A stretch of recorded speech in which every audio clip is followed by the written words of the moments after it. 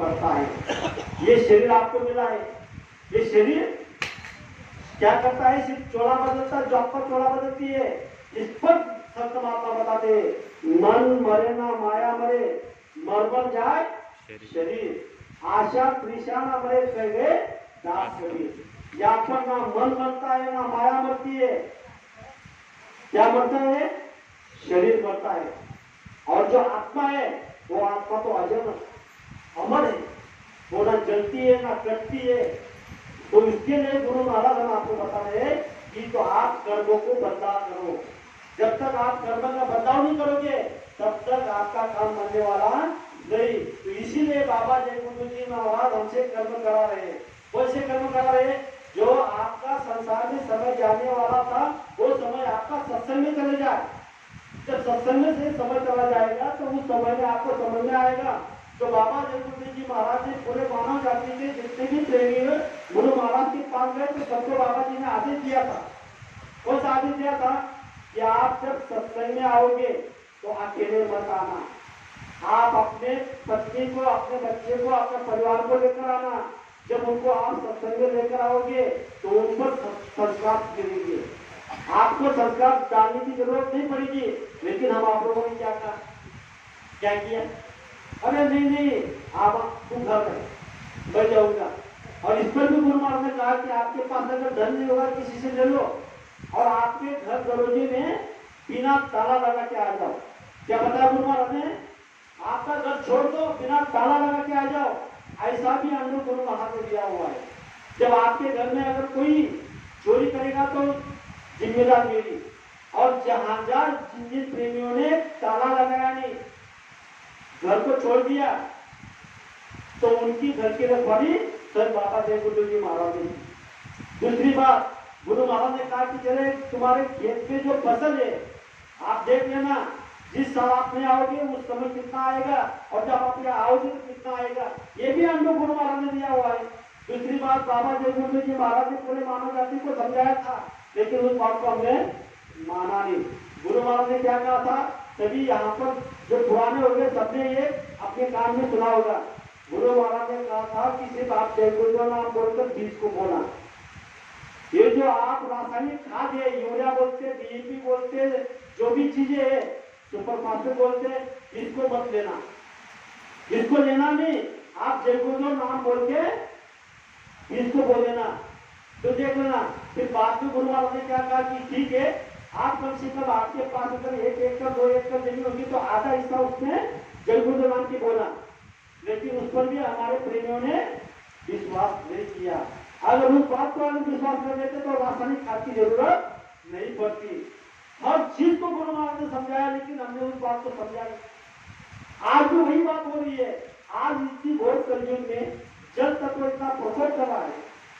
हमारे शरीर में 5 तत्व है, 5 तत्वों के वजह से ये शरीर चल रहा है। इसमें आत्मा है, क्योंकि ये 4-5 तत्व क्या काम करते हैं? जल, हमारा शरीर का पोषण है, जल नहीं पिया तो नहीं चलेगी। पृथ्वी मतलब पृथ्वी, हमने पृथ्वी में अनाज मिलता है। वायु हमारा श्वास द्वारा अंदर जाता है। आकाश तत्व से हम बोल सकते हैं। और अग्नि तत्व, हमारे शरीर में अंदर में अग्निकुंड है, जो जठरी है, अग्नि जठर कुंडी, वहां चयापचय होता है जो अन्न को भस्म करती है। और जो हम अनाज को पकाते हैं, तो ये 5 तत्व काम करते हैं और काम कर रहे हैं। इसमें से अगर हमारे शरीर में एक तत्व का अगर थोड़ा इधर उधर हो गया तो हम बीमार पड़ जाते हैं। तो इसीलिए बाबा जय गुरु जी महाराज ने कहा कि आपने गंदगी तैयार कर दी, यहाँ पर सृष्टि में आपने पाप बढ़ा दिया। तो पाप के कारण क्या हो रहा है? तत्व बौखला गए है, कुदरत बौखलाई गई है। तत्व मतलब कुदरत, ये कुदरत बौखला गई है, उस पर हम नारा लगाते।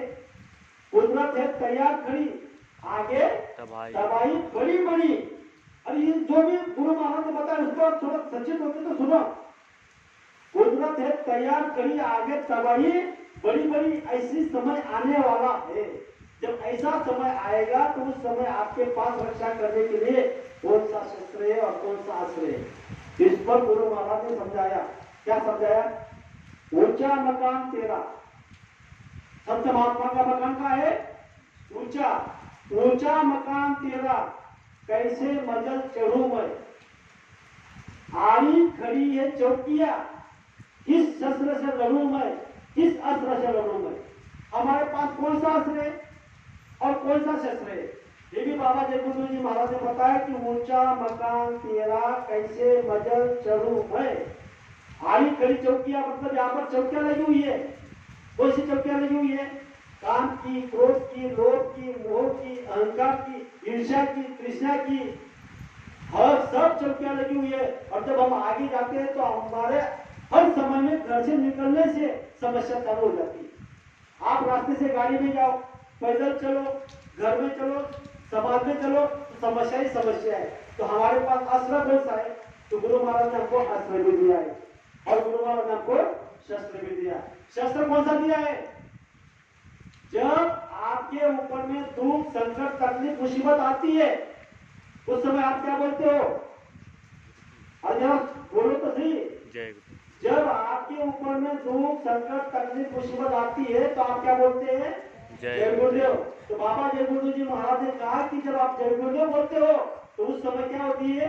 मैं वहां मदद करता हूँ। वो मदद करते हैं। बाबा जय गुरु जी महाराज वहां हाजिर आते और उन्होंने कहा कि मैं यहाँ भी हाजिर हूँ और मरने के बाद भी आपको पास में आऊंगा। मतलब ऊपर भी आने वाले, यहाँ भी आने वाले। जय गुरुदेव बोलोगे तो कम से कम हमको जय गुरुदेव तो रखना चाहिए, जय गुरुदेव तो बोलना चाहिए। ये दिया हमको शस्त्र। तो आप मुझे बताओ अस्त्र कौन सा है? गुरु महाराज ने आपको अस्त्र दिया हुआ है। अगर वो अस्त्र अगर आप धारण कर लोगे तो कोई भी व्यक्ति आप पर शस्त्र ले चलाएगा। कौन सा अस्त्र? दीन बन जाओ, छोटे बन जाओ। जब आप दीन बन जाओगे, छोटे बन जाओगे तो आपका कोई नाम नहीं लेगा। दीन बन जाओ, छोटे बन जाओ मतलब इस पर भी गुरु महाराज ने उदाहरण दिया हुआ है। अगर समाज में अगर आपका कोई दुश्मन है उसके पीछे से जाकर आप क्या करना? उसके चरण को पकड़ लेना। जब आपके दुश्मन को पीछे से जाकर जब आप उसके चरण पकड़ लोगे, उससे माफी मांग लोगे, तो आपका जो बलात्कार दुश्मन है, बलात्कार शत्रु है, वो आपको बताएगा घबरो मत। अगर इस जगत में तेरा कोई नाम लेगा ना, मुझे बोलो। अरे तेरा दुश्मन तुझे बताएगा। इतनी ताकत दीनता में, इतनी ताकत छोटे बनने में। बताओ, ये बात भी गुरु महाराज ने हमको बताई। लेकिन हम दीन का बन रहे, हम छोटे का बन रहे। जब तक दीन नहीं बनेंगे, छोटे नहीं बनेंगे, तब तक हमारा काम होने वाला नहीं। समय हो चुका है 10 बजे, क्योंकि हम आप लोग गुरु महाराज ने जो ये साधना हम आप लोग कर रहे, ये बहुत आत्मा की कुंजी, ये साधारण काम नहीं, ये बहुत ऊंचा काम है। इसको हम आपको सोचना है। दूसरी बात, इस पर गुरु महाराज ने कहा हम आपको अपनी जीवन को लगाम रखो। सभी प्रेमियों को, माता बहनों को मैं हाथ जोड़कर विनम्र प्रार्थना करता हूँ, क्योंकि गुरु महाराज ने कहा कि 24 घंटे में से ऐसे पल होते हैं, उस पल में अगर आपकी जबान से कोई चीज निकल जाती है वो सत्य हो जाती है। आप साधना कर रहे हो, आप साधक हो, तो आप कभी भी अपने वाणी को, अपने शब्दों को ये चुन के प्रयोग अच्छा करना। अगर आपने गलत प्रयोग कर दिया तो उसका नुकसान हो जाएगा, आपकी पूंजी खत्म हो जाएगी। क्योंकि हम आप लोगों को गुरु महाराज ने बताई, जब आपकी बेटी अगर कोई गलती करती है तो आपको उसकी बदली गाली आप देते हो। जा तो नारायण ये एक कुछ बोल देते हैं तो वैसे निकल जाती है। अगर आपने बोल दिया अपने बेटे को कि जा तू पेन पॉइजन लेकर मर जा, रेल पटरी में मर जा, कोई भी कुछ जा, तो आपका जवाब से वो बात निकल जाती है और वो रोक लिया कर देता है। आप साधक हो, आपको गिन के चुन के जो गुरु महाराज ने बताए हुए उस वाणी को आपको पकड़ के रखना है। मतलब जो हमारी जबान उस पर लगाम लगा के रखना है। ये बातें सत्संग में समझाई जाती है। अब मुझे बताओ, अगर आप यहाँ आए नहीं होते तो यह वचन आपको समझ में आते? घर बैठे आपको कुछ मिलेगा? अरे संसार में हमको घर बैठे नहीं मिलता। संसार के लिए हम रात दिन करते हैं, पता नहीं खेत खलिहान में जाते हैं, किसी किसी प्रेमियों को पूछते हैं कि भाई क्या ये बीज कहाँ से आ रहा है, ये आपके खेत पे इतना अच्छा फसल कहाँ से आया। जो यहाँ संसार का चीज है 4 महीने की होती है, 3 महीने की होती है। जो फसल है उसके लिए हम कितनी तकलीफ करती है। और ये फसल, ये मानव की फसल युगों युगों से यहाँ पर आत्मा अटकी हुई है, उसको निकालने के लिए गुरु महाराज आए हुए हैं। इस आत्मा को अपने धाम में जाने के लिए आए हुए हैं, फिर भी आपको उसकी कदर नहीं। उसको हम फिर हमको उसकी पड़ी नहीं। तो इसको थोड़ा सोचो। हम आप लोग बड़े सौभाग्यशाली है कि हमको मालिक ने नाम का दान दिया। हम आप इतने यहाँ तक पहुंच गए, यहाँ तक मुकाम तक पहुंच गए। आपको तो मानव का शरीर मिलेगा, लेकिन हमको मानव का शरीर भी नहीं चाहिए। हमको यहाँ से 84 में भी नहीं आना है, हमको स्वर्ग में भी नहीं चाहिए, हमको वैकुंठ भी नहीं चाहिए, हमको ये पूरे 4 धाम नहीं चाहिए, हमारा ही धाम चाहिए। इसका ही लक्ष्य करना। हमको ईश्वर का धाम भी नहीं चाहिए। जो गुरु महाराज ने बताया कि हम आपको सिर्फ आप चाहिए, आप मिलना चाहिए, यहाँ भी ऊपर भी। बस जब वो मिल जाएंगे तो बात खत्म हो जाएगी। और जब वो चलेंगे, उसके पीछे चलेंगे, तो सभी बंदरों के जो धनी है वो उनको नमन करेंगे, उनके साथ साथ हमारा भी नमन होगा।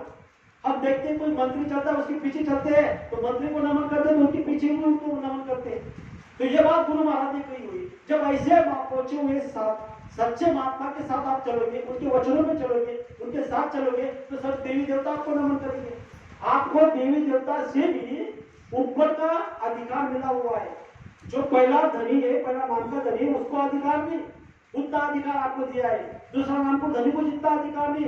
अरे पहला नाम का धनी दूसरा नाम का धनी तक जा नहीं सकता, दूसरा नाम का धनी तीसरा धनी नाम का धनी तक जा नहीं सकता, तीसरा नाम का धनी चौथा नाम का धनी तक जा नहीं सकता, और चौथा नाम का धनी पांचवा जो स्वयं गुरु महाराज है, सतधाम सतपुरुष से आए हुए, वहां तक नहीं जा सकता। और आप सीधा स्वर्ग वैकुंठ शक्ति लोग आत्मा शक्ति स्वर्ग वैकुंठ, ये पूरे जो पहला धाम, दूसरा धाम, तीसरा धाम, चौथा धाम, जो नाम दिए, सभी धामों से आप आगे जा सकते हो। और वहां जो गुरु महाराज बैठे हुए वहां जा सकते हो।